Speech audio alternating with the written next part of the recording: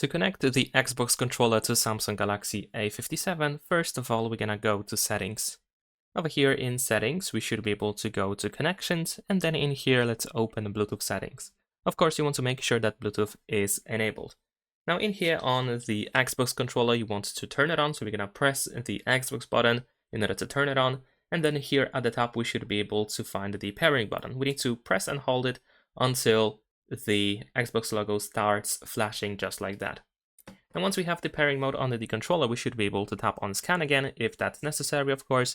And then here on this list of available devices, you should be able to find Xbox wireless controller. So we're gonna select it. And of course, we want to confirm that we want to pair.